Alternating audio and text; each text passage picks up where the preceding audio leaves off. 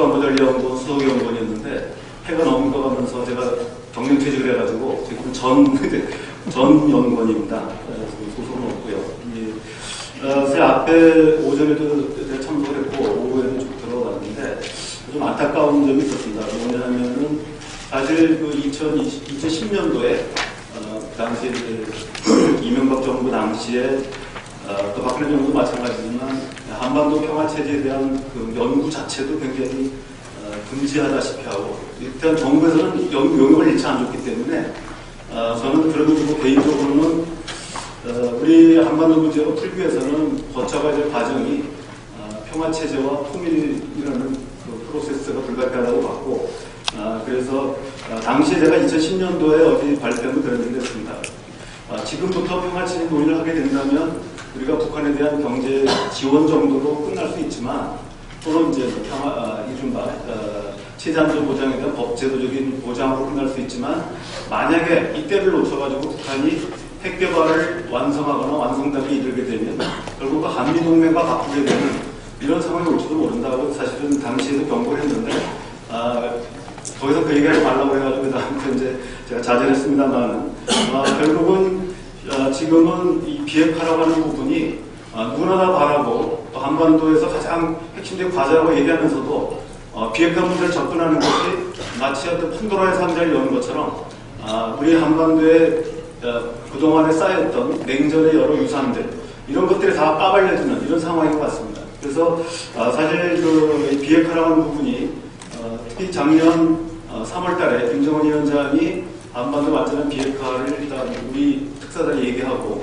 또 판문점 선언과 또 싱가포르 선언에서 이 얘기를 확인했을 때 다들 환호했습니다만은 지금은 많은 분들이 또 우려까지 이제 하는 부분인 것 같습니다.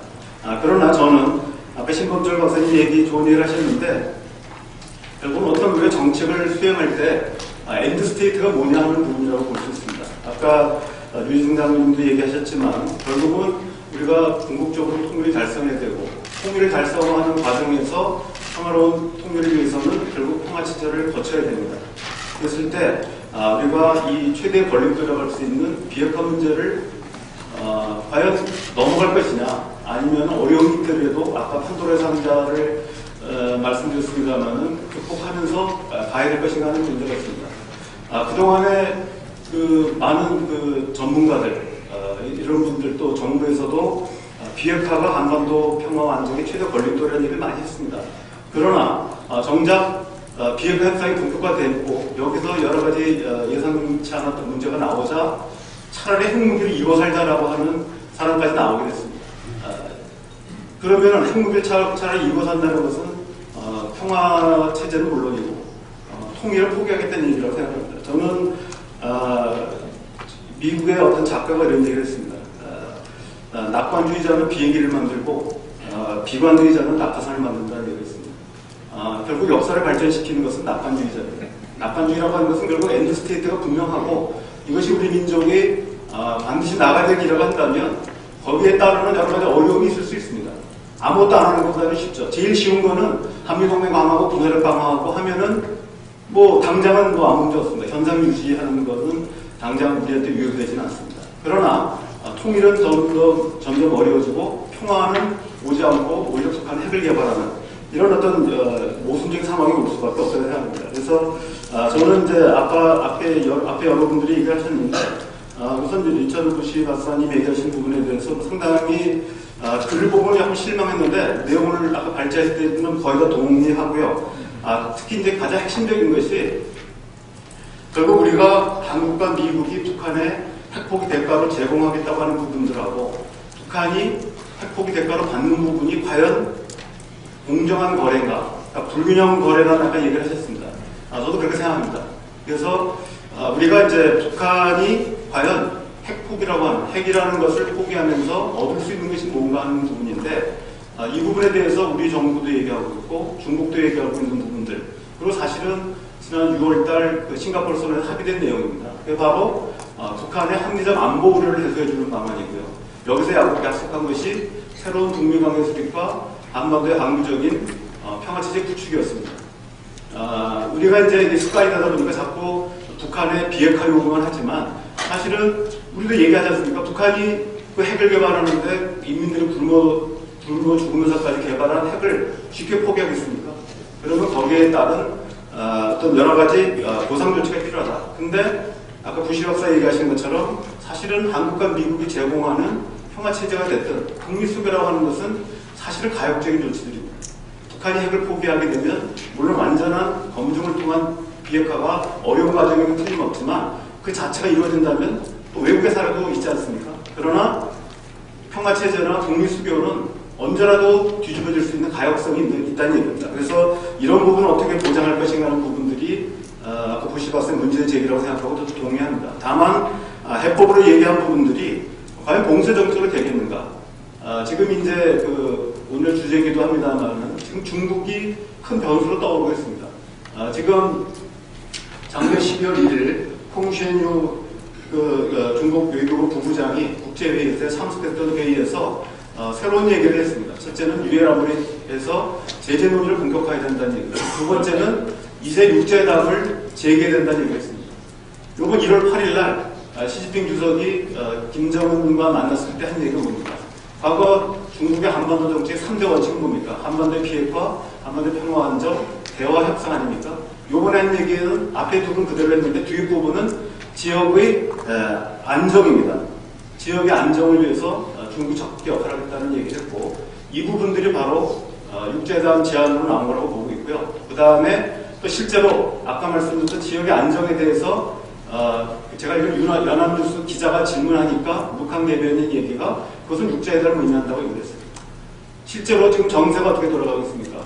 저는 한미동맹을 존중하고 제가 2000년대 초반에 주한미군 책을 썼을 때도 그 기본 내용은 한미동맹의 유지 강화 발전이었습니다. 그러나 일본이 어떻습니까? 일본은 지난 10월 25일 아베 총리가 북중 정상회담을 하면서 아까 인도태평양 전략과 대척점이 있다고 생각되는 1대1로의 적극 참여를 선언했습니다. 기업인 500명을 이끌고 가가지고 1대1로 참여를 선언했거든요. 아까 오늘 발제하신 분들은 그 얘기를 했습니다. 한국 정부가 너무 많은 경임 약속을 했다고 하는데 일본 정부는 작년에 이미 세 차례의 비밀 접촉을 통해서 100억 달러 플러스 알파라고 하는 북한에 대한 경협을 믿기로 해가지고 북미 관계 정상화를 지금 제안하고 있습니다. 근데 지금 한국은 지금 작년에 벌써 재작년이 됐네요. 재작년 9월 달에 유니세프에 800만 달러를 지원하기로 했지만 아직도 지원하지 않고 있습니다. 오히려 그것이 또 국내적인 불만의 요소가 되고 있습니다. 근데 이 부분들을 우리가 이른바 말대말의 관계, 또 행동대행동의 관계라고 한다면 지금 우리 정부가 북한에 한 부분들이 경협이 이루어진 게 있습니까? 실제로 말대말의 단계고 또 실제로 우리 정부는 한미 워킹그룹을 통해서 긴밀한 한미 공조 체제를 유지하고 견제하고 있습니다. 그래서 이런 부분들이 저는 이제 제가 작년 연말에 2번 그리고 이제 요거까지서 군 관련된 그 회의에 제가 3번째로 참석을 하는데 제가 그때도 얘기를 했지만 사실은 건설적인 제안이 필요합니다. 근데 어떤 분들은 뭐냐면 이것이 정부 당국자들 사실은 9.19 군사합의서 누가 했습니까? 여러분들의 후배들이 한 거 아닙니까? 또 현역 군인들이 한 건데 이 부분에 대해서 일방적으로 매도하는 부분은 옳지 않다고 봅니다. 그래서 이런 부분들이 문제점이 있을 때는 정말로 제안을 해서 바른 길로 가도록 해줘야 될 것이고 또 실제로 그분들이 어떤 의도를 가지고 있는지에 대한 좀 더 추가적인 노력이 필요하다고 생각합니다. 제가 아까 이제 몇 가지 발제문을 들으면서 몇 가지 사실관계, 그러니까 페이크 뉴스라고 생각하는 게 많이 있었습니다. 아까 뭐냐면 또 제 옆에 하는 브루스 그린거 같은 경우는 한국 정부는 비핵화보다 남북관계 개선에 관심이 있다고 하는데 전혀 관계가 없는 얘기입니다. 제가 정부 쪽의 보고서를 여러 번 쓰고 하지만 실제로는 한국 정부 입장은 지금 남북관계 개선을 통해서 비핵화를 촉진하겠다는 얘기지 남북관계 개선을 앞서고 비핵화를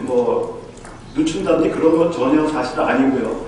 또 종전선언에 대해서 아까 미국의 북한의 의대가 만료된다고 했는데 이 종전선언이라는 것 자체가 2006년도에 우리 정부가 처음 고안해가지고 2007년도에 한국 정부가 미국 정부 협의해가지고 당시 부시 행정부랑 합의해서 북한에 제안했던 것입니다. 그래서 이런 부분이 마치 북한이 제안하고 북한의 의도대로 말려 들어가는 이런 형태가 아니라는 거죠. 그래서 이런 부분들이 물론 종전선언의 그 배경을 충분히 이해를 못해서 그런 부분이 있겠지만 사실은 이런 어떤 잘못된 가정에 근거한 잘못된 평가, 그리고 그 평가 자체도 건설적인 것이 아니라 좀 거의 비방에 가까운 이런 평가는 좀 조심해야 되겠다는 생각입니다. 제가 특히 아까 그 미국 그 발표자들 얘기를 종합적으로 듣다 보면 트럼프 대통령에 대한 불만을 한국에 가서 퍼부는 것 같습니다. 왜 미국에 가서는 굉장히 하는지 잘 모르겠는데, 지금 사실은 지금 그 많은 미국 전문가들도 트럼프 대통령 불신이지 않습니까? 그렇다면 거꾸로 김정은 위원장이 비핵화의 진정성을 또 뭐 그것도 따져봐야 되겠습니다만은, 북한 김정은 위원장 입장에서 본다면 결국은 트럼프 대통령처럼 뭐 이란 합의도 깨고 또 실제로 또 이 미 안보팀의 압도적인 지지를 받지 않는 트럼프 대통령의 약속을 과연 북한이 믿을 수 있겠냐 하는 부분도 우리가 역지사지의 필요가 있다고 생각합니다. 그래서 뭐 이제 마무리 말씀을 드린다면 결국 이제 우리가 지금 아까 그 장다중 교수님께서 얘기하셨지만 사실은 작년까지만 해도 플레이어가 남북미 3자였고, 그러나 지금 중국이 본격적으로 한반도 문제 개입을 선언했고 또 실제로 작년 말서부터 그런 움직임이 나타나고 있습니다. 그래서 우리가 과연 이제 이 부분을 어떻게 대처할 것인가 이런 부분들이 있습니다. 자, 질문식을 하나 유재승 장관님한테 한 말씀드린다면, 아까 이제 여러 가지 얘기하셨는데 사실은 우리가 이제 아까 전제로 한 부분은 지금 평화체제가 되더라도 뭐 유엔사 철수 몰라도 주한미군 부분은 뭐 문제가 없다고 얘기했는데, 사실은 제가 작년에 이제 중국 학자들과 많이 토론을 해봤는데 중국 학자들은 그런 얘기를 합니다. 그 정전협정이 체결된 것은 1950년 7월이고 바로 발효가 됐지만 한미상호방위조약은 그 뒤에 체결됐다. 따라서 한미상호방위조약이 앞서는 것이 아니라 정전체제가 앞서 있다. 따라서 이 부분의 문제를 저한테 집요하게 물어봐서 저는 물론 원칙적으로 한미동맹과 평화체제, 정전체제의 전환과 관계없다고 얘기를 했습니다만 이 부분에 대한 유승 장군의 말씀을 한번 청해드리고 싶습니다. 네, 좋은 토론거리와 우리 저희가 그냥 신문이나 보고 얘기하던 전문가들도 아마 중요한 포인트를 얻지 않나 생각합니다. 두 가지 문제를 굉장히 힘들게 지적을 해주셨는데 아마 발표자들께 답변해 주셨지만 제가 조금 지적을 하면은 아마 이 문제는 우리가 짚고 넘어가야 될 것 같아요. 종전선언 배경에 대해서 북한이 주장하는 것은 우리가 그대로 받아들이는 대변인을 한다. 이 문제가 상당히 심각한 문제 같아 보입니다. 왜냐하면 제가 정확하게는 모르고 정상회담 자문단 회의에서 보고 들은 느낌에 의하면은 대선 기간 때 이미 안보 자문단들이 비핵화보다는 평화체제 구축을 통한 비핵화에 상당히 초점을 맞추었던 것이 아닌가, 이렇게 또 그것을 주장했던 분의 얘기를 직접 들을 수 있었기 때문에 그분도 청와대에서 외교보좌를 하신 분인데, 그래서 이 종전선언 배경과 평화체제를 드러난 우리 정부의 입장에 대해서 조금 이게 좀 분명하게 정리를 할 필요가 있지 않을까 하는 생각이 좀 직접 들고요. 두 번째, 이제 대북 경협 문제를 두고 이제 논란이 많은데 이게 풀어주기냐 아니냐, 이게 우리 사회의 큰 실질적으로 국민들 피부에 닿는 얘기인데, 내가 요즘에 정부의 회의에 가서도 이 얘기를 했는데, 제가 미국에서 나온 책을 보니까 와이즈맨이라는 아주 미국의 외교 정책을 말하자면 좌지우지해온 8명의 딘 애치슨이라든가 유명한 마셜이라든가 이런 사람들의 고등학교 시절부터의 일대기를 쭉 정리하면서 저는 책을 상당히 눈을 끄는 대목이 나옵니다. 그래서 내가 그 자체를 보여줬는데, 그게 뭐냐면은 이 마셜 플랜을 이제 정부에 시작을 할 때 돈이 많이 들지 않습니까? 마셜 플랜에 생기니까 딘 애치슨 국무장관이 제일 먼저 실시한 게 뭐냐면 전 미국의 15만 이상의 도시에 마셜 플랜 지원 시민단체를 구성을 해라. 그래서 이 시민단체로부터 지원을 받지 못하면 돈을 줍니다. 이걸 보니까 이런 정부 예산이 투입되는 이 정부의 미국적 지수를 구축할 때 우선 시민사회의 지지를 획득하는 작업을 먼저 하고 그 다음에 경협을 하는 이런 그 절차를 취했더라고요. 그래서 이런 것을 좀 모델로 하면 어떻겠냐 하는 이건 내가 하는 얘기 아니라 책에 있는 걸 보다 책 그 자체를 내가 이렇게 보여드린 적이 있고 두 번째는 뭐냐면은 이 대통령이 제가 가시기 전에 자문단 회의가 있었는데 그때 제가 그런 말씀을 드렸어요. 이것도 내가 한 얘기가 아니라 책에서 본 얘기다. 책에서 본 얘기인데 큐바 미사일 사건이 났을 때 케네디가 제일 먼저 한 일이 뭐냐 이게 나옵니다. 그러고 보니까 아이젠하워 대통령한테 전화를 했어요. 아이젠하워 대통령이 I am all for you. 난 네가 하는 모든 걸 지원한다. 그 다음에 케네디가 한 것이 뭐냐면 야당 원내대표를 찾았습니다.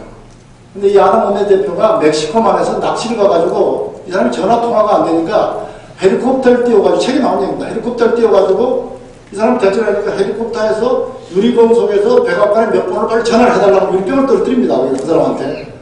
그래 이 야당 원내대표가 그걸 받고 백악관에 연락을 부랴부랴 가서 이제 이 대통령하고 이제 회담하고 말하자면 여야 대표들하고 이렇게 회담을 하고 이 큐바 미사일 사건의 정책을 이제 위반하는 과정이 좀 설명이 되어 있는데 그 얘기를 말씀을 드렸어요. 드렸더니 제 다음에 얘기하는 박지원 의원이 그 자리에서 홍준표 대표 만나십시오 하고 소리를 팍짝 지르더라고요. 그래서 바로 그 다음날 홍준표 대표를 만나시는 그런 과정을 봤는데 우리의 지금 현재 정책 과정에 대해서 내용보다도 이런 이 프로세스에 국민적 동의의 절차 과정이라고 하는 것이 조금 소홀한 것이 아닌지 이런 데 대한 문제 제기가 이 조정래 같은 것도 있었던 것으로 생각됩니다. 그 다음에 중국 문제인데 아까 제가 중국이 들어오면서 이 한반도 평화협정은 뭐 여러분 잘 아시겠습니다만 우선 제일 제나바 오스탄 제나바 회담 직후부터 나온 문제인데 이걸 북한이 74년에 이제 처음 제공했다가 쭉 북한이 안 했습니다. 하다가 94년에서 북미 잠정협정을 뭐 조각하고 나중에 얘기를 북한이 들고 나오죠. 나오다가 90년대 후반부터는 3자 내지 4자 오락가락해서 3자 쪽으로 많이 기울다가 작년 후반부터 4자로 정착이 된 것 같아 보여요. 중국을 포함한 4자 한번 평화협정 체제로 정착이 되는 것 같아 보이는데 이런 문제에서 중국이 과연 미래지향적으로 나올 것이냐 과거지향적으로 나올 것이냐 하는 문제에 대해서 리차드 부시 박사님이나 조나탄 폴락 박사에게 좀 여쭤봐야 되겠는데 그랑펠의 책을 잘 아시고 Two Kinds of Time 그 책에 보면은 1940년대 중국의 얘기를 쓴 책인데 아주 흥미 있는 책입니다만 제가 기억이 나는 것이 뭐냐면 중국 사람들은 이 강물이 흘러가는 데서 내려가는 물만 보지 위에서 내려오는 건 보지 않는다 이런 얘기입니다. 그러니까 이 과거에 관한 것은 상당히 집착되어 있는데 미래에 대해서 별로 생각하지 않는 것 중국 사람들 시간관념에 대해서 이렇게 써놓은 게 있는데 그래서 지난번에 추수원 중국 대사관 볼찬 제가 그런 질문을 해서 지금도 중국이 그런 패턴에서 못 벗어난 것 같다. 조창범 대사도 그렇게 하셨지만 당신들은 지금도 보면 그 한미 원조 전쟁 50년에 그 얘기만 들이해야 되지 이 한국과 중국이 지금 미래지향을 가져도 별 관심이 없는 것 같다. 이런 얘기를 한 적이 있어요. 그래서 이 한국은 중국과의 관계를 굉장히 미래지향적으로 발전시키려고 하는데 중국은 아직도 보면 이 미국 북중 관계의 과거 패턴의 얽매여 있어서 이 한반도 평화 프로세스의 중국의 역할이 상당히 우리가 보기에 이해하기 힘든 부분이 있지 않나 이런 생각이 들었습니다. 그래서 이런 문제점을 좀 제기하면서 발표하신 분들에게 답변할 기회를 드리도록 하겠습니다. 우선 맨 마지막에 발표하신 유재석 장로님 조성래 박사하고 직접 관련된 먼저 제가 답변을 드릴 수 있는 영광을 주셔서 감사합니다. 조 박사님 말씀은 한미 동맹의 규범적 근거가 되는 상호 단위 조약이 정년 전보다 늦다. 그렇기 때문에 북한 측에 의해서 또는 공산 진영이라면 이제 중국까지 포함되는 거죠. 그것이 수용되지 않는 그런 측면이 있다. 이렇게 저는 이해를 합니다. 근데 하여튼 저는 주한미군 문제는 한미 간의 문제라는 거죠. 그리고 북한이 언제든 우리가 받아들일 수 없는 조건 중에 하나로 주한미군을 부분 감축이든 완전 철수든 그걸 들고 나올 가능성이 높기 때문에 우리가 관심을 갖지 않으면 안 되는 거고요. 근데 제가 한편으로 안심하는 거는 대통령께서 최근에 통일 후까지도 주한미군의 존재는 필요하다. 그 이유에 대해서도 동북아 지역의 안정이나 이런 측면에 필요하다. 미국분들 계신데 제가 한 가지만 더 말씀드리면 미국 이익을 위해서 주한미군을 한반도에 주둔해야 돼요. 브레진스키가 얘기한 것도 만일 한반도에 있는 미군이 철수하게 되면 우선 일본이 문제제기를 할 것이다. 일본에서도 언제든 주요 미군이 빠져나갈 수 있는 거 아니냐. 그리고 좀 현학적인 얘기인지 모르지만 유라시아 대륙을 지배하려면 주한미군이 한반도에 있어야 된다. 지금 한국 외에 유라시아 대륙판에 붙어있는 나라가 지금 일본도 아니고 대만도 아니고 그렇지 않습니까? 예. 한 가지 말씀을 드리고요. 그리고 두 번째는 지금 북한이 이 문제를 비핵화 협상 과정에서 제기한다 하더라도 우리가 그걸 무시하면 된다는 거예요. 2+4를 아까 제가 잠깐 언급을 했는데 독일 통일 직전에 동독에 주둔하고 있던 소련군이 전부 이제 자국으로 돌아갑니다. 그 자국으로 돌아갈 수 있는 연한을 한 3년 정도 줘요. 비용도 다 대주고요. 그 비용의 일부는 또 소련 당시 러시아군 장성 호주머니로 들어갔다는 그런 얘기도 있고 그런데 하여튼 그렇게 해서 동독 지역에 주둔하고 있는 외국군은 완전히 빠져나갑니다. 베를린에 있던 전선 4개국의 군대들 소수 그것도 빠져나가고요. 그렇지만 서독 지역에서 주둔하고 있던 미군의 문제에 대해서는 어느 편에서도 제기하지 않았어요. 예. 힘이 기울어서 그런 것도 있겠지만 그게 국제사회의 어떤 보편화된 논리가 아닐까. 그래서 남쪽에 주둔하고 있는 우리 미군의 문제에 대해서 북한이 제기할 자격이 없고 우리 정부도 그랬지만 이거는 한미가 의논할 문제다는 거고요. 그리고 이제 몇 가지 더 말씀드리고 싶은데 지금 한미 동맹의 필수 요소는 전 주한미군이라고 봐요. 이런저런 미사일보다 필요 없이. 그리고 우리가 미국에 의존적이고 늘 기대왔기 때문에 스스로 자기 능력 발전을 못 시키지 않았느냐 이런 비판들을 많이 하시는데 저는 그렇지 않다고 봐요. 우리 군이 그래도 역할과 연합 방위 태세를 유지하는 측면에서 역할과 임무와 능력 면에서 계속 우리의 비중을 키워왔다는 겁니다. 미국도 그걸 잘 알고 있어요. 앞으로 미래에도 적어도 한반도의 안정과 평화를 위해서 한반도의 전쟁을 억제하기 위해서 한국군의 역할 부담은 임무 부담은 능력 부담은 커진다 하는 것을 좀 여기 계신 분들도 공감해 줬으면 좋겠습니다. 결코 의존적이 아니다. 그리고 집단 방해를 채택하지 않는 나라는 없다. 지구상에. 이 정도 말씀드리겠습니다. 감사합니다. 네. My understanding of Dr. Cho's comments was that he disagreed with my assertion that South Korea is putting inter-Korean relations in front of denuclearization. Let me just go through some of the points of my reasoning. Several months ago, U.S. officials were privately commenting that the disagreement and divergence between U.S. and South Korean policy was becoming so great that it was likely that it would no longer be able to remain private, and that many private messages had been to Seoul pull back on its efforts on improving relations until there was commensurate progress in North Korea. And then, as we saw since then, the divergence between U.S. and South Korean policies and priorities has become very, very public. There was great frustration on the part of the U.S. officials, and then we've also seen South Korean officials who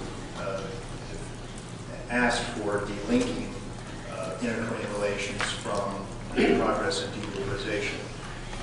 Also, South Korean officials would be commenting that they see denuclearization as a U.S.-North Korea issue, whereas the U.S. would respond that they see it as a multilateral issue, and indeed UN resolutions are international, not bilateral between the U.S. and South Korea. I'm sorry, U.S. and North Korea. So the U.S. sees denuclearization not as a bilateral issue, but as a multilateral issue or international issue. there have been, as I point out in the paper and in my comments, repeated requests by South Korea, not only to the United States and the United Nations, but other nations, the UK, France, as well as international financial institutions, for exemptions for engaging with North Korea economically by the South. The question would be, which U.S. sanctions would you like exemptions from? Those related to crimes against humanity and North Korea's human rights violations, exemptions from U.S. laws which are protecting the U.S. financial system against felony crimes by North Korea and other entities such as money laundering, or those sanctions related to North Korea being on the state sponsors of terrorism list. So it's either the U.S. would have to reverse its laws, would have to write into its legislation exemptions for North Korea so that while crimes against humanity would still be bad, it's okay if North Korea does them, or similar exemptions for crimes that are protecting our financial system. And as I pointed out, North Korea or South Korea has been repeatedly rebuffed by not only the United States but other nations and international financial institutions, all of whom said it's premature to cut the corners or make exemptions or violate their own international financial institution rules on how to lend money to organizations or countries. Also, UN resolutions, let's be mindful, require North Korea to abandon its nuclear, missile, and CBW programs in a complete, verifiable, irreversible manner. There's no provision in the UN sanctions about what benefits are to be provided to North Korea. They require North Korea to unilaterally abandon those arsenals with no benefits provided according to the UN resolutions. I think it's also sort of telling is I hosted a private event for 2 days with a visiting South Korean delegation of current and former officials. And we had U.S. officials, both current and former, congressional staffers, as well as 2 very senior members of the U.S. Congress. During the 2 days, every one of those U.S. participants, and this was both sides, both political parties, people who had been in government for many years, all of them were quite strong in their comments to the South Korean delegation about Seoul getting too far ahead of the U.S. on the process. Every time a South Korean member of the delegation spoke, it was advocating what the U.S. should be doing for North Korea. It was the U.S. should remove sanctions, the U.S. should sign a peace declaration, the U.S. should do X, Y, and Z. There was never a comment on what North Korea should do. So I think given all of that, points of evidence is what leads me to conclude that South Korea is prioritizing inter-Korean relations over denuclearization. 주 목사님, 지금 브루스 클링너가 얘기한 것처럼 우리 사회 내 또 정부 내에서 이 남북 관계를 우선시하고자 하는 풍조가 있는 건 사실 아닙니까? 그 코멘트 한번 또 듣겠습니다. 예, 우선 우리 국내에도 지금 남북 관계를 우선해야 된다는 그룹이 없는 건 아닙니다. 없는 건 아니지만 제가 알기로는 정책 결정 과정에는 전혀 관여하지 않고 있는 걸로 알고 있고요. 그다음에 아까 지금 브루스 클링너가 얘기한 것 가운데서 우리 정부가 얘기한 국제금융기구에 해제를 요청했다는 건 사실은 상식이 안 맞는 얘기입니다. 왜냐하면은 잘 아시다시피 월드뱅크 같은 경우나 또 ADB 같은 경우는 그 이사가 미국인 이사는 수출관리법에 의해서 명확하게 반대 표기를 하게 되기 때문에 우리가 미국하고 얘기하지 않고 국제금융기구에 있는 그 임원들하고 얘기한다는 것은 사실은 성립할 수 없는 얘기고요. 실질적으로. 그 다음에 아마도 동북아 국제금융기구 얘기들은 지난 정부나 어느 정부를 계속 우리가 이제 대북 북한에 대한 개발 문제가 나올 때 그럼 우리 단독으로 어렵기 때문에 이 부분을 국제적 협력을 모색하자는 차원에서 사실은 이명박 정부나 박근혜 정부 또 지금도 마찬가지고 그 이전부터 계속 논의됐던 부분들입니다. 그래서 이 부분들이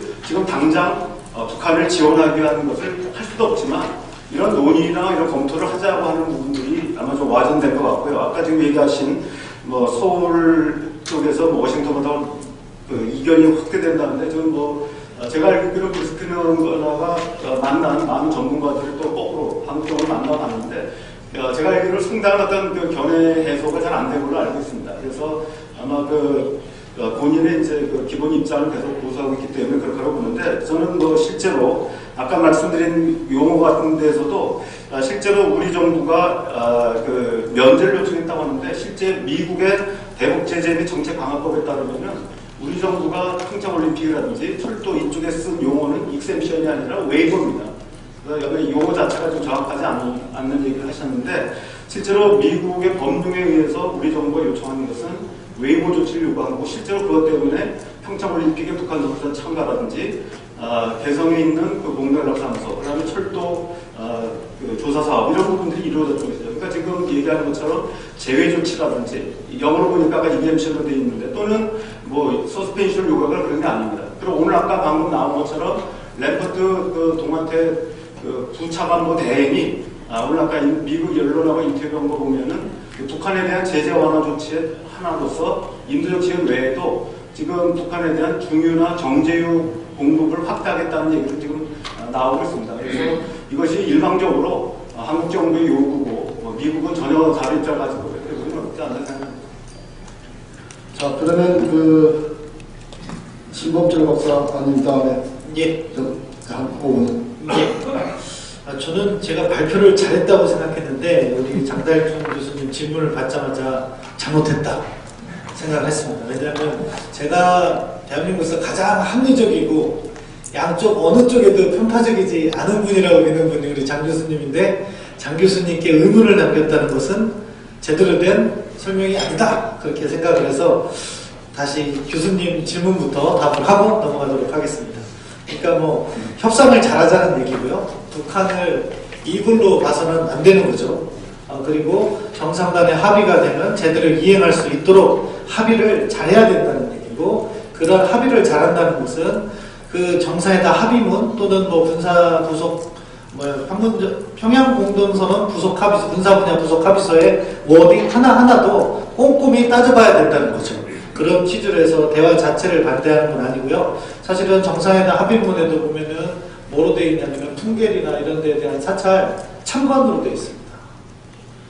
그런 것들을 우리가 더 구체적으로 파서 해야 되는데 그런 워딩 하나하나 조심해야 되고 뭐 군사 분야 합의서 같은 것도 제가 아쉬워하는 건 딱 3개예요. 잘했다고 생각하지만 첫 번째 노플라이드는 너무 빨랐다는 거고요. 두 번째 군사공동위원회에서 무력 증강 논의할 수 있다는 건 너무 광범위하다는 거고요. 세 번째 서해상이라고 되어 있는데 그게 마치 내륙 지역을 포함한 것처럼 설명한다는 건 잘못됐다는 겁니다. 그 3개 말고는 필요한 단계에 따라서 군사적 신뢰 구축은 해야 되는 거죠. 그리고 80년 우리 좀 자세히 설명해 주시죠. 조금만 더. 예, 어떤 지금 저 서해상 이런 이게 서해상에 이렇게 균형이 안 맞잖아요. 처음에 40km 남과 북이 양쪽 40km라고 이야기했는데 따지고 보니까 북측은 50km고 우리는 80km였어요. 그래서 이게 불균형적이다 이야기를 하니까 아니다.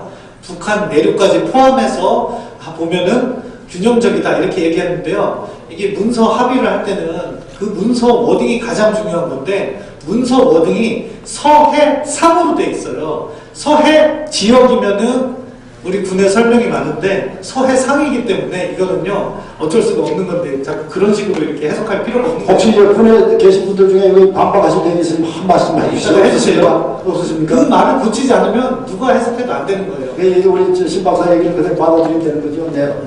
그리고 이제 그 부분은 이제 제가 설명이 된 거라고 해서 다음 이야기를 할게요. 그런 부분을 좀 잘했으면 하는 거고요. 북한의 외교관들이 무능했다는 것은 뭐 그런 어려운 체제를 살려기 위해서 노력했고 대화를 저도 한 3번 정도 만나봤는데 우리 장 교수님 말씀하신 것처럼 현안에 대해서 파악의 정도가 상당히 높아요. 우리도 어떻게 보면 외교부나 이런 데서 어떻게 보면 순환보직 때문에 워싱턴 가면 아프리카 가고 뭐 이렇게 하는데 전문성 있는 특기 살리듯이 특정 인맥들은 인맥이라고 하면 안 되죠. 요즘 세상에 유능한 사람들은 이 분야에 계속 종사를 할 수 있는 그런 제도를 좀 만들어 놓는 게 좋겠다. 그럼에도 불구하고 또 강조하고 싶은 것은 우리의 외교관과 우리의 군도 우수하기 때문에 우리가 더 잘 살고 있다. 그 말씀도 드리고요. 조성렬 박사님 저는 긴장했어요. 왜냐하면 조성렬 박사님이 저 혼내시킬까봐 뭐 많은 지적을 하실 수 있는 부분이 있는데 특별히 진적을 안 하셨기 때문에 저도 이렇게 제가 조성렬 박사님에 대해서 코멘트를 하면은 이거는 상도리가 아닌데 다만 뭐냐면은 북일 관계 말씀하셨는데 일본이 비핵화 안 되는데 북한한테 돈 주겠습니까? 그러니까 비핵화 진전 단계에 맞춰서 하는 것은 한국도 그렇고 일본도 그렇고 마찬가지로 갈 거다 그렇게 생각하고요. 종전선언과 관련해서는 저는 문재인 대통령께서 답을 주셨다고 생각해요. 뭐냐고 말씀하셨냐면은 법적인 것이 아니라 정치적인 것이다. 북한이 어기면 원상회복한다. 주한미군에게 아무런 영향을 미치지 않는다. 그러면은 종전선언 해도 되죠. 만약에 북한이 받아들일까의 문제지 그 조건대로 한다면 해도 된다고 생각합니다. 그런데 북한이 말을 바꾸거나 또는 북한이 신년사, 김정은 신년사에서 뭐라고 했냐면은 평화체제를 위한 다자협상을 이야기한 게 이미 종전선언에 대한 매력이 떨어진 게 아닐까 하는 생각을 하게 됐고요. 그러면 또 이제 새로운 국면으로 접어드는데 거기에서 중국에서 육자회담을 이야기했다면 함정이 또 있을 수 있다고 생각합니다. 제가 너무 걱정이 많은 건지 모르겠지만 네, 따라하겠습니다. 그 부분을 우려합니다. Dr. Bush, in a comprehensive way, why don't you respond to? Thank you. As I was listening to the discussant, what I heard him say was that he basically agreed with me, and that's good. I'm glad he did. Let me just touch on a few points. He mentioned the criticism that some of us Americans have had about our president, and I think that's unusual for us when we're out of the country to be talking in this way. This reflects the source of profound frustration that we feel. I do also believe myself that I have an obligation as a friend of the ROK to be candid about the way in which my own government is working very badly. Second, we've talked about long-term issues like unification and denuclearization, and that's fine. I think Dr. Yu did a really thorough job of thinking through some of the issues that we would have to face in the long term, and so that's good homework to have done. But I do think we need to focus on what is a fairly current problem. And Bruce and I have mentioned U.S. government concern about South Korea getting too far ahead. Bruce just reiterated a lot of those points, and I think that's important. When we say the U.S. there, I think we mean the national security establishment in the United States. But similarly, I think both Americans and South Koreans should worry about Donald Trump getting too far ahead. Finally, we've talked about North Korea's sense of insecurity, and this is a theme that has been fairly constant in our discussions over the years. I'm sure that Pyongyang wants us to think that it is profoundly insecure because of the U.S. military presence. It has an interest in socializing its own people to that. It would be interesting to have information that let us know whether North Korean leaders really were afraid, or do they realize that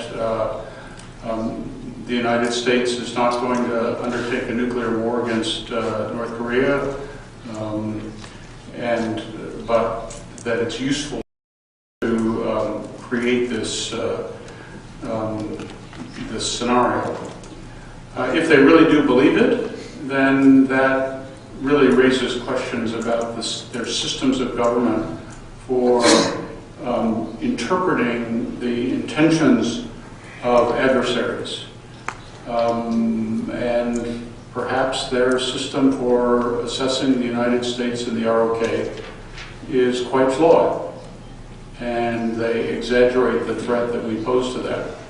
If that is the case, that means that there is something fundamentally at work in the North Korean system that doesn't make them irrational, but makes them less rational, and will make it harder to reach some kind of mutually acceptable understanding. Thank you.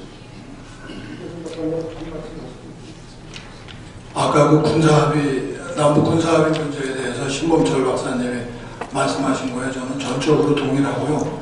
우리가 놓치지 말아야 될 그 관점이 있습니다. 이번 군사합의를 이해할 때 우선 시기가 빠르다는 거죠. 그러니까 북한은 지금 실제 과거의 패기에 어떤 미동도 하지 않았는데 우리는 재래식 군사력의 비대칭 능력을 북한이 보기에 자기들이 보기엔 위협적인 우리의 능력을 우리가 쉽게 양보했다는 겁니다. 그 대표적인 게 재작년에 심리전수단 이미 다 철거하기로 했죠. 우리한테 위협이 되는 게 아니에요.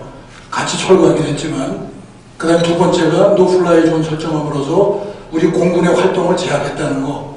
그래서 세 번째가 또 나옵니다. 지금 얼마 전에 언론 보도를 통해서 알았는데 서해상의 그 노플라이 존이 더 그 남쪽으로 연장되는 문제죠.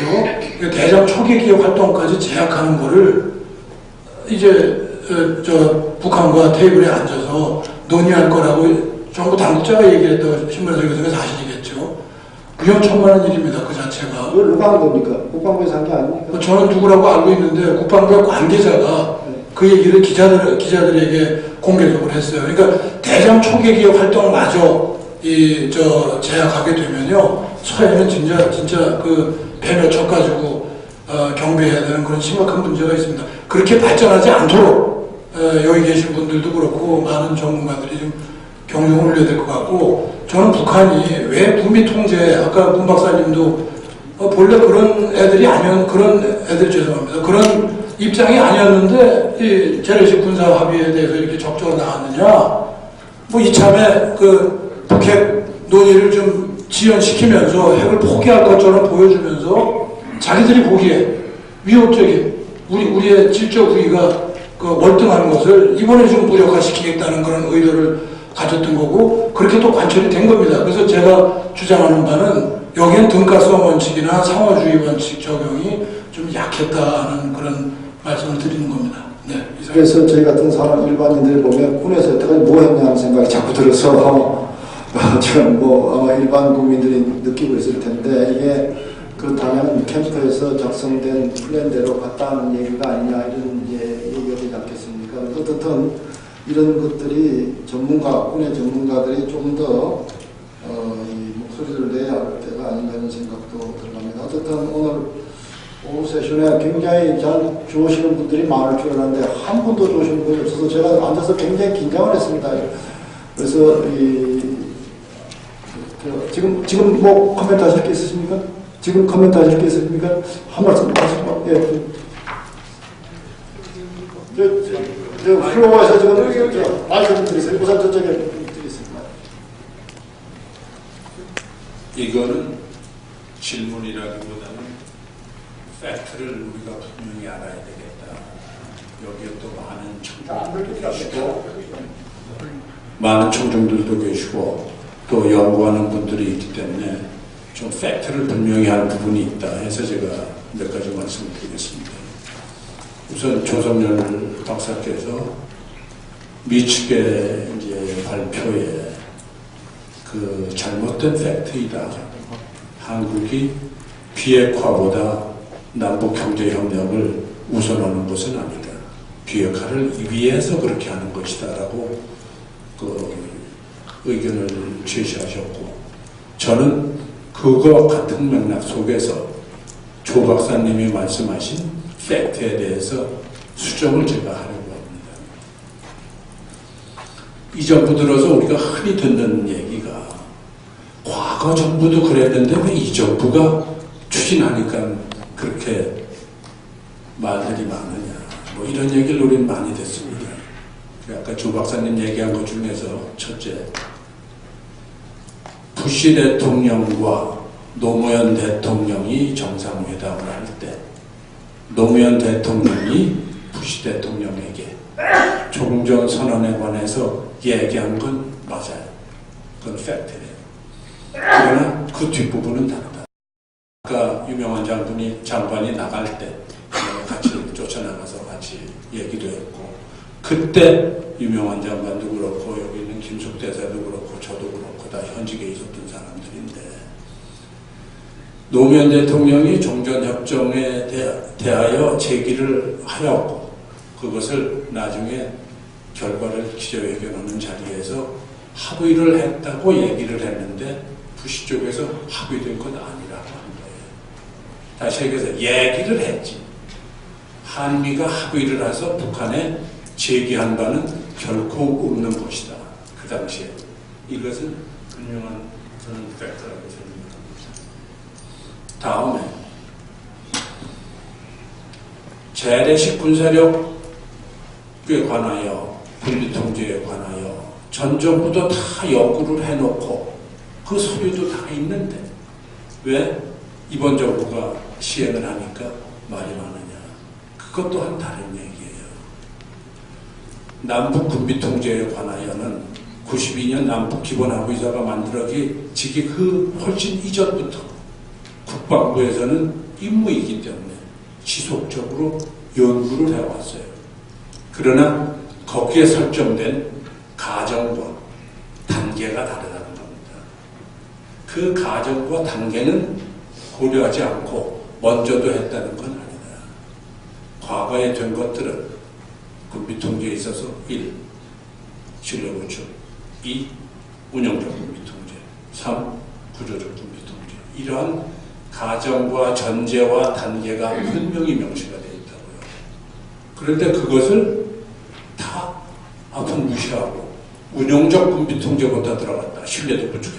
이거를 문제로 삼는 것이지 과거에 연구된 거에 당연한 것이죠. 아까 말씀하신 대로 평화체제도 옛날부터 다 통일부에서도 검토된 바가 있고 유관부서인 외교부 국방부에서도 다 검토를 하려고 했던 그런 사람들이라는 거예요. 또 세 번째는 박근혜 정부 때 통일이 대박이라고 하여 통일준비위원회를 만들었어요. 그 통일준비위원회에서 만들고 또 계획을 세우고 하는 것은 어떠한 단계를 거쳐서든지 통일이 달성이 되면 우리는 이러이러하게 북한을 개발하고 하는 그런 계획을 만들어서 준비를 하고 있겠다는 소리인 거거든요. 그래서 그러한 팩트를 우리가 분명히 하지 않고 이 연구에 접근하거나 하는 것은 상당한 위험성이 있다는 겁니다. 그래서 여기 많은 사람도 계시기 때문에 그런 팩트에 관한 사항을 제가 좀 말씀을 드렸습니다. 이상입니다. 근데 좋은 의견 같은데 거기에 간단하게 예, 아까 두 번째, 세 번째는 제가 그렇게 강조했던 부분은 아니고요. 특히 뭐 지난 정부였는데 왜 지금 분이 삼는 그런 투로전 얘기한 건 아닙니다. 우선. 그리고 통준위 때도 제가 그 핵심 보고서 중에 하나 제가 책임자로 집필한 적이 있기 때문에 그걸 당연히 뭐 연구위원회에서는 어느 정도로 다 준비하는 건 맞습니다. 근데 아까 얘기하신 뭐 팩트와 관련돼서는 다시 제가 또 팩트를 반박을 하면 당시에 이제 그 하노이에서 부시 대통령이 이제 그러니까 평화협정을 통해 종전을 하자 이렇게 얘기를 한 거고 이 부분에 대해서 지금 그 당시에 미국하고 한국이 하겠다는 얘기하는 것이 아니고요.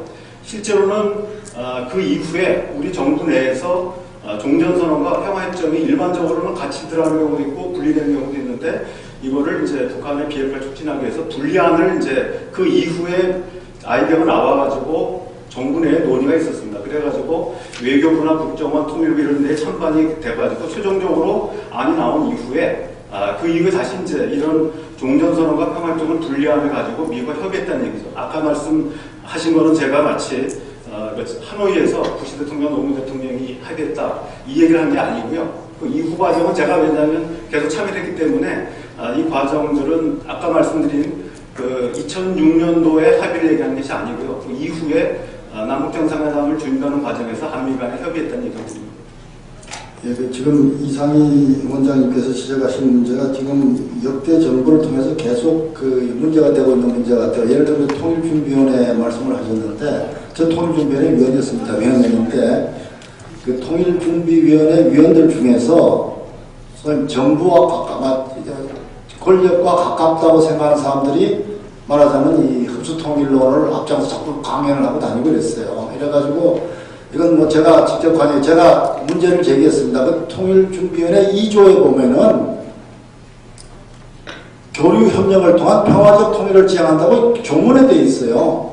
그래가지고 그걸 전체 회의 열어가지고 그렇게 하고 다니는 분들 못하게 하는 일도 하고 있었는데, 그럼에도 불구하고 바깥에는 통일준비위원회는 다 흡수 통일하는 사람들이 이렇게 돼 있고, 지금 정부도 마찬가지인 것 같아요. 지금 정부도 아마 뭐 위원회가 많고 이런데, 그 중에 좀 권력에 가까운 사람들의 목소리가 크고 다니다 보니까 그 사람들 얘기대로 가는 것 같이 이렇게 보이는 것도 사실 같아서 이것은 정부 차원에서 좀 고쳐야 되지 않을까 하는 생각이 듭니다. 좋은 지적이에요. 김숙 대사님 될까요?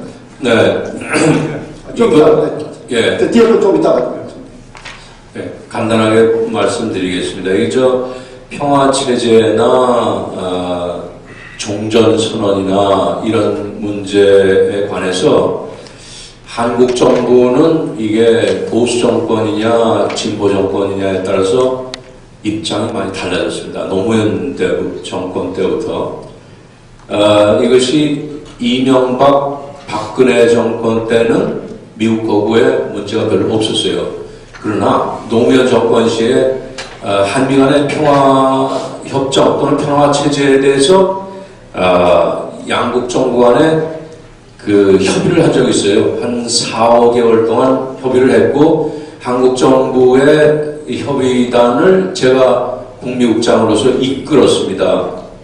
그런데 그것이 중단된 이유는 미 측에서 비핵화의 진전이 없는 상황하에서 평화체제 논의를 하는 것은 자칫 우리 내부에서 혼란만 가지고 오고 북한으로 하여금 잘못된 환상을 가지고 온다라고 해서 중단을 했습니다. 그게 2004년, 2005년 일이고, 아까 이상희 장관이 말씀했던 이 종전선언 문제는 그때 미국에게 이제 우리 정부가 제안을 했지만은 미국 정부가 줄곧 그것은 그것이 부시 정부든 그 이후에 무슨 오바마 정부든 민주당이든 공화당이든 상관없이 줄곧 미국의 입장은 그런 면에 있어서는 일관성을 유지했습니다.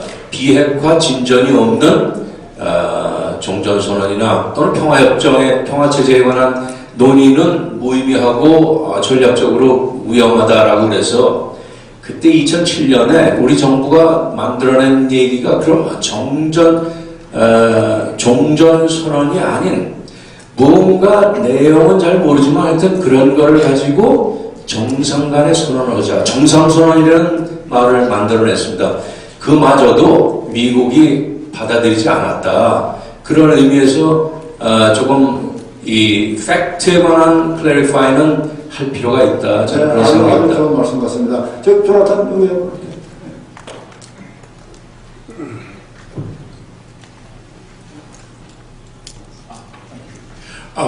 I know the hour is late, but I think we We have about 30 more minutes. Okay, fine. okay. Well, I think we would be remiss if a certain issue goes unmentioned.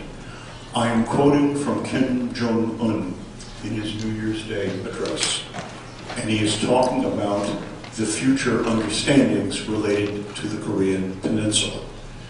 And I quote, "Multilateral negotiations should also be actively promoted in close collaboration with the parties to the armistice agreement to turn the current armistice system of the Korean Peninsula into a peace system and actually promote a lasting peace guaranteeing foundation."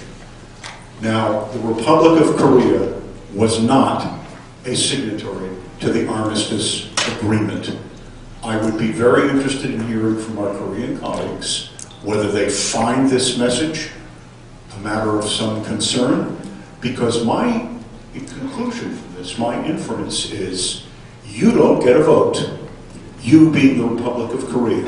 Kim Jong-un will take care of that for you in any future multilateral security arrangement. If I am misconstruing it, and if you have a different understanding, or if Kim Jong-un has conveyed something differently, I would like to hear it. But these are his words, in his New Year's Day speech.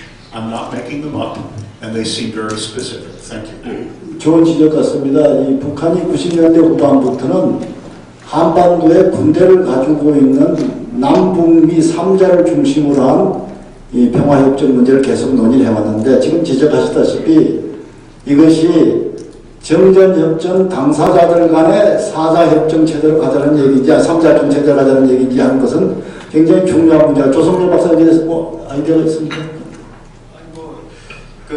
아까도 말씀드렸듯이 예를 들면 지난번에 이제 남북 정상회 2007년도 남북 정상회담에서 3자 내지 4자를 남북 정상이 합의를 했습니다. 그때 이제 일부 정부 비판적인 사람들은 결국 3자의 경우 한국이 빠지는 게 아니냐라고 하는 얘기를 주장한 적이 있었습니다. 근데 사실 한국 대통령이 가가지고 합의를 한 내용인데 한국이 빠진 내용을 합의할 이유도 없고요. 또 실제로 아까 지금 장 교수님 얘기하신 것처럼 1990년대 이후에 북한은 오히려 그 이전에는 이제 남북을 얘기했다가 북미를 얘기했다가 남북미로 얘기를 쭉 해왔습니다. 나중에 이제 육제회담 이후에는 남북미중으로 4자를 정립을 했는데 그렇기 때문에 지금 실제로 북한이 이제 얘기했던 부분은 한반도에서 실질적인 평화 체제를 구축하기 위해서는 군대를 주둔하고 있는 당사자로서 남북미를 많이 얘기했습니다. 그래서 원래 종전선언 구상도 초기에는 이제 3자가 나왔던 것이죠. I have to disagree with you. The parties to the armistice agreement were the Korean People's Army, the North Korean Army, the United States, and China. South Korea was not a participant in the armistice negotiations. So how does South Korea get a vote here? Or are we to construe? Yeah, that's a good question. Okay? I mean, it is far too important to just simply... 저 뒤에 분 좀 해주세요. 네. 마이크 좀 드릴게요. 팩트이기 때문에 이거 반드시 고쳐야 됩니다. 좀 자,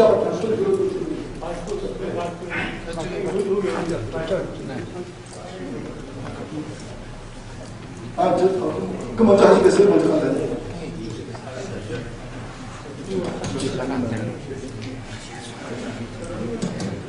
예, 한국군사문제연구원의 석좌연구원이라는 허남성이라고 합니다.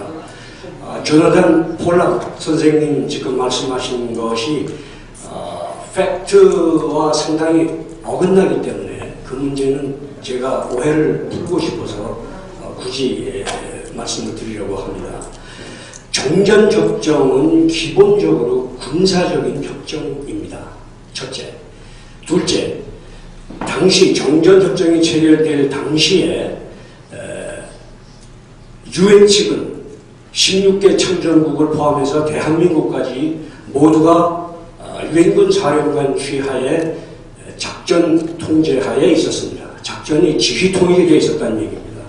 반면에 북한은 내용상으로는 아니었더라 하더라도 형식적으로는 북한군과 중공군이 분리된 상태의 지휘체계를 가지고 있었습니다. 따라서 정전협정문에 서명을 할 때에 북한은 중공과 대등하게 둘이 동시에 협정에 서명을 했고 우리 유엔 측은 유엔군 사령관 클라크 대장이 16개 유엔 청전국과 대한민국을 모두 대표해서 한 사람이 사인을 했습니다. 그러니까 그것이 이 정전협정에 대한민국이 협정 체결자가 아니라고 하는 주장 자체가 허구이고 잘못된 주장입니다. 이걸 제가 고치고자 말씀을 드렸습니다. 이상입니다. 저 뒤에 계신 분 중에 네, 이따가 저 뒤에 마이크 좀 부탁드립니다.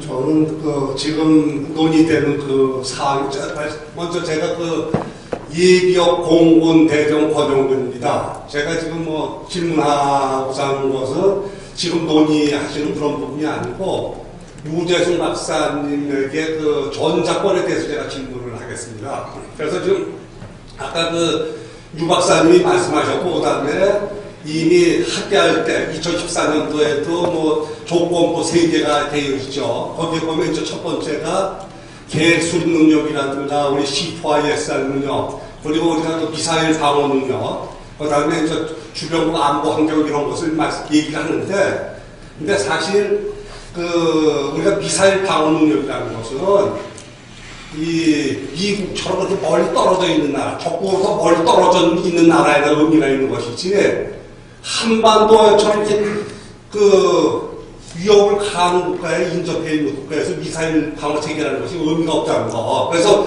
우리가 북한 핵이라는 것은 핵으로 막아야 되는 것이지, 미사일 방어 체계로 막으려고 하면은 국가 예산을 다 쳐넣어도 아마 불가능할 겁니다. 그리고 두 번째, 그리고 지금 우리가 C4ISR이라든가 우리가 계획 수립 능력을 말씀하시는데, 사실 이거는 지금 우리 제가 저는 한 20여 년 동안 우리 한국군의 군사 문제를 제가 연구하고, 그러면서 제가 국방부 합참을 다 지켜본 사람이죠. 근데 지금까지 여기 역대 장관님들도 계시지만은 한국군의 어떤 계획 수립 능력이라든가 전쟁 능력을 갖다가 함양하기 위해서 노력하신 분이 없었다. 지금도 현재 보면 우리가 현재 보면 현재 보면요, 우리가 연합사가 지금 육해공군기가 가장 인기가 없는 자리예요. 예를 들어서 우리가 전자권 전환을 고려한다면은 연합사라든가 이런 것이 그렇게 비중이 있어야 되는데 실제로 그렇지 않거든요. 그래서 저희가 실제로 조건부장에서 얘기하는 조건이라는 것은 결국에 가서는 우리가 전자권을 가져와가지고 시행할 때만이 충족될 수 있는 것이라는 걸 말씀드리고, 그 다음에, 잠깐만요. 제가 그래서 실제로 지금 당장 전자권을 가져와도 문제가 없는 것이, 우리가 유 박사님도 말씀하시고, 그 다음에 많은 분들이 말씀하시지만은, 사실 미국은 한반도에 대한 잘 아시지만 전략적 이해관계가 강한 거고, 우리도 마찬가지로 단순하게 북한의 문제가 아니고, 대적 질서 유지 측면에서 우리가 미국이 필요한 거거든요. 그래서 한미동맹은 지금도 국권하고 국권의 질서밖에 없습니다. 그 상황에서 우리가 사실 북한 그만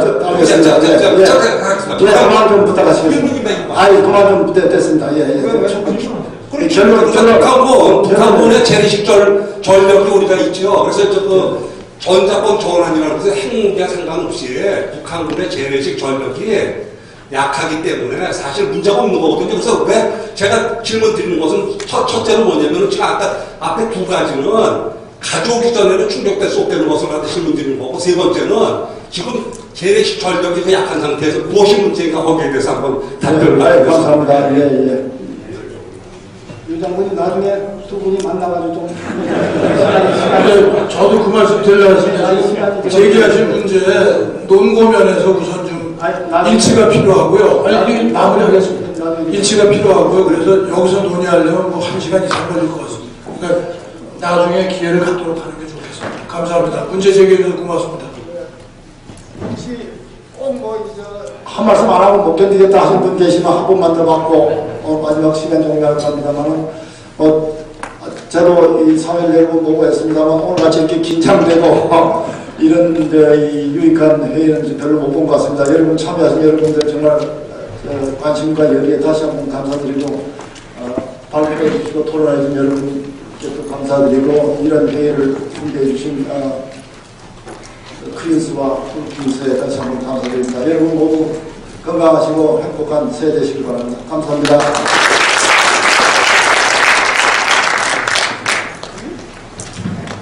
네, 이상으로 한국국가전략연구원 브로킹스 연구소 조선일보 공동 주최한 크리스 7회 제1차회를 모두 마치겠습니다. 야.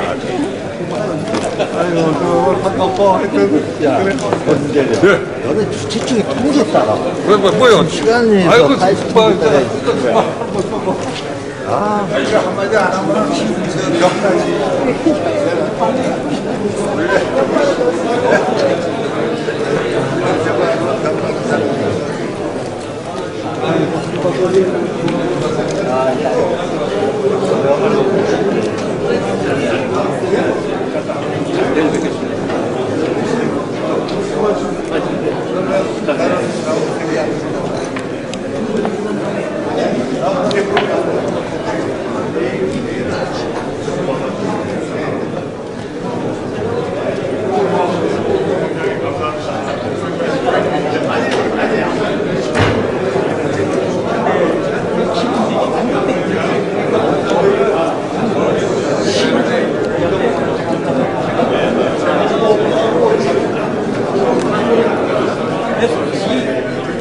걔를